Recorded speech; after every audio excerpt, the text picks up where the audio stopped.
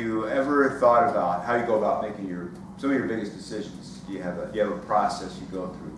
Do you maybe talk to your spouse like Carlos, or maybe Ken, you take a poll of your students? But making a decision is one of the greatest skills you can have in life. And tonight you're going to learn a powerful technique for solving some of your biggest problems. Back when I was a kid, one of my favorite TV shows was Hogan's Heroes. And if you don't know what that show is, it was made in the 60s. It's a comedy. And it takes place in a German World War II POW camp. And it's a comedy. And the camp is run by the comically incompetent Colonel Klink. And the good guy, the protagonist, is Colonel Hogan. He's an American, and he runs a spy operation out of this German POW camp. There's this one episode where an unexploded bomb lands in the compound. Turns out it's an American bomb. So Colonel Klink, the German commandant, tells Colonel Hogan, the American, he's the one that's got to defuse this bomb. So they happen to get the instructions for how to do so. So the scene is Colonel Hogan, he begins to dismantle this bomb, and Colonel Klink, the German commandant, is over him reading the directions on how to dismantle this bomb. So you get all the way down to the last step. There's 2 wires left running to the timer on this bomb. It's still ticking. But the instructions they have end. They don't know what to do for this last step. So Hogan looks up to Colonel Klink and says, Colonel Klink, you're in charge here. You tell me which one of these wires to snip. So Klink, as he's all flustered, he obviously has no idea. He tells Hogan, he says, Hogan, cut the red wire. So the camera pans in, and Hogan goes in to snip that red wire. And at the last second, he changes, he switches over to the green wire and snips the green wire instead. The clock stops ticking, the bomb doesn't explode, everyone's thrilled, everyone's happy. Except for Colonel Klink, and he's a little miffed. He says to Hogan, Hogan, if you knew which wire to clip, why did you ask me? And Hogan looks up at Colonel Klink and says, Colonel Klink, I didn't know which wire to cut, but I knew you picked the wrong one. And I thought about that, made an impression on me, and I thought about that. Hogan, he made a decision based on somebody else's knowing he'd make the wrong decision. And I wondered if I could ever use that in my life. And I thought about that often for a long time. So fast forward a number of years, and I'm married now. I'm married to Ann. She's a pretty girl, pretty petite, brown hair, very smart. She was a nurse. She had, well, several fatal flaws. She had one fatal flaw in particular that drove me crazy.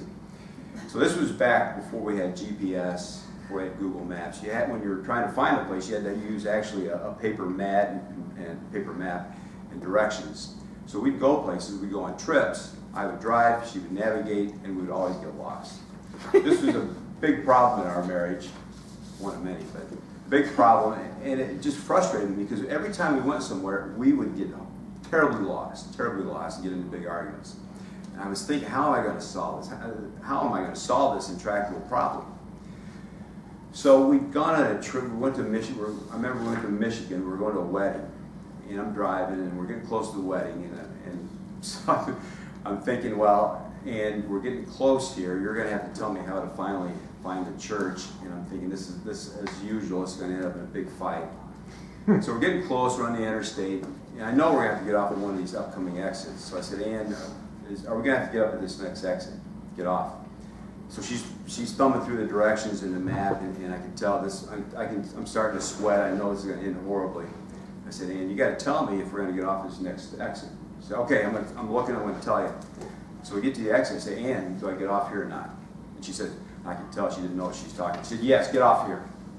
And I go straight. He said, Mark, I told you to get off here. And I said, yeah, well, of course I'm thinking about Colonel Hogan. I said, yeah, I know, but I think the exit's actually down here. And I had no idea either. It turned out it was, in fact, the next exit. We found out later, had we got off that exit, we really would have got terribly lost. So it worked. This technique worked. And over the next several years that we were still married, I actually used this technique quite a few times. Ann started to catch on, and it really irritated her. So I would have to make it a last-second decision. So we'd come up to an intersection. I'm driving. I'd say, Ann, right or left? If she said right, I'd go left. And I did this at least a dozen times, and it worked every single time. Gosh. And it really irritated her, and it's hard to believe we're not still together today.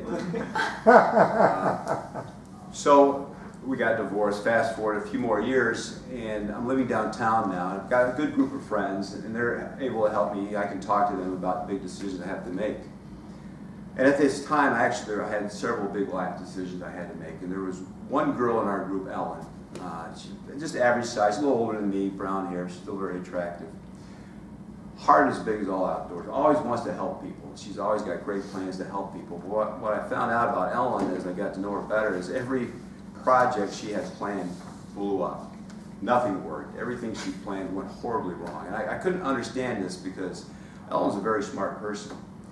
So after I would hear about these projects that just blew up, I'd go to Ellen and say, Ellen, I know you wanted to do this thing here. Well, tell me what happened. So she would start to detail the steps that she was taking to fulfill this project. And as I'm listening to Ellen talk, I'm thinking, this is totally insane. There is no way this is ever going to work. And she would tell me each project that blew up, she would explain to me what she was going to do, and I knew there was absolutely no way in the world that these projects were going to work out. So now I'm thinking, now I'm going to have Ellen on my side. Now I had a few big life decisions I was going to have to make around this time. So I'd talk to my friends. I'd say, look, I've got this decision I got to make. What do you think? So we'd kind of talk it through. But before I made a decision, I knew there was one more person I had to talk to, and that was Ellen. So I'd go to Ellen. I'd say, Ellen, I've got this big decision I've got to make. I've got 2 different ways I can approach this. What do you think? And she would talk through it and say, yeah, I see this. I think you definitely need to go this way. I'd say, Ellen, thank you very much. When she said I need to go this way, I knew I was going to go this way. And over about a year and a half, there was a pretty big decision I took to Ellen, and I did the opposite of what she told me. And every one worked out perfectly. So it works. So who do you have in your life that maybe they just drive you crazy? They're always wrong about everything, and those are people, you don't want to shun those people, you want to embrace those people.